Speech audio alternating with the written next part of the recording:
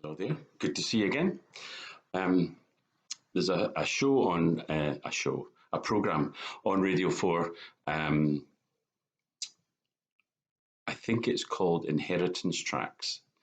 It used to be on a Saturday morning program. Anyway, the point is, there's the there's this kind of discussion about what song was left to you by usually a mum or a dad, sometimes a gran or a grandpa, and then what song would you leave to your children? Um, I don't think I'm not sure if my dad ever quite sort of uh, said, "This is my inheritance track." We didn't use that vocabulary anyway. But I do remember there's a song by Perry Como called "I Left My Heart in San Francisco," and it came to mind recently. That's if you like Perry Como, you don't need me to convince you. He's a very um, just a very warm. I think the word would be mellifluous, but that probably makes people think, where's the dictionary? It's just a kind of voice that envelops you. Um, the thing is, a story just happened last week um, where, well, I left my heart in San Francisco is clearly a very powerful metaphor, but metaphor it is. Um, Here's a story where it's not a metaphor; it's a reality.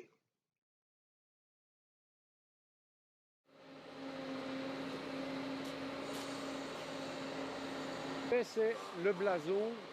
Voyez le blason. Jusqu'à présent, on pensait que c'était une légende. En effet, quand on regarde cette fontaine, rien dans son aspect ne nous indique où pouvait se trouver ce cœur. C'est une taille manuelle, oui, c'est ça. C'est une taille manuelle qui est. Ça, c'est le percule qui se met en léger retrait, en fait, mais avec l'eau. Quand j'ai vu la boîte, c'est vraiment l'émotion de dire qu'on tenait au creux de la main le cœur du premier bourgmestre de Verviers, mort en 1839. Nous sommes quand même en 2020. Il était bien certifié dans les documents d'époque qu'il avait été retiré, conservé et bien placé en grande pompe dans cette fontaine. Mais jusqu'à présent, voilà, la réalité s'était transformée en légende. Maintenant, ça redevient une réalité.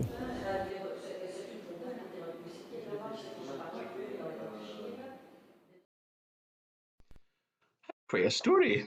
I mean, it's one of those, what would you say, almost kind of like family interest stories. It's not a big, huge piece of information, but it's just, if you've ever been to Belgium, I've only been once. We went to Bruges and we went to somewhere else, not far from Bruges. But it just, nowadays it's just another European capital, big sort of anonymous city. And it's that recollection, just to be reminded there are people who just invest their whole lives in a place.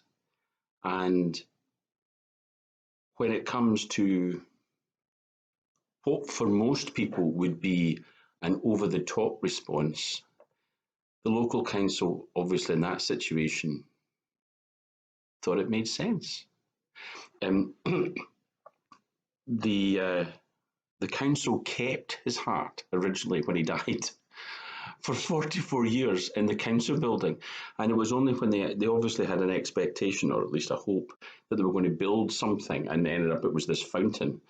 And after all those years, the thing was actually constructed in 1883, so they had his heart in this container with ethanol, and buried the heart right in the, forgive the metaphor, heart of, I'm not going to pronounce it right, am I? Vivers, Verviers. Verviers is probably closer. What I thought was, if you are acquainted with the close local son of David Livingstone, you'll may recall his story where when he died, they did bring his body home to Scotland, but his heart was buried in Africa. Some people just give their whole life to something, and some people do that for Christ, as David Livingstone himself did. I don't know, maybe this mayor in Verviers had faith. I don't know. I guess I'm just asking the question, what would you put your faith in? What would you put your whole life into? If you had the opportunity, what would it be where they would take your heart and put it there? Because in your passing, your heart being buried somewhere or next to something would reflect who you truly are and what you truly did. What would that be?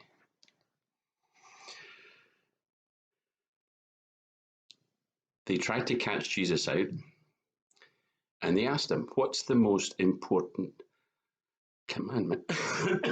Commandment. I know, because it's Jesus, you don't like to say, well, he cheated a wee bit, but he did give 2 commandments, not 1, but 2. And the one we've spent a long time with over these last 6 months during lockdown has been love your neighbour as you love yourself. But the first commandment that Jesus responded with was, the most important commandment is to love the Lord your God with all your heart, with all your soul, with all your mind, and with all your strength. That's obviously what we seek to aspire to. Where do you think your heart would be buried after you pass away? The answer to that question may be positive. If you're being authentic and honest with yourself, maybe it's a bit negative. Whatever it would be, whatever the best place would be to reflect who you are, reflect on that yourself today. And if you want to keep going, then make that your focus. And if in the very act of me asking the question, you think, I need to reassess, I need to put my emphasis somewhere else, then that in itself would be a good response. What would it look like for you to love the Lord your God with all your heart, with all your soul, with all your mind, and all your strength? Good to see you. Go with God, because I know God goes with you. Bye.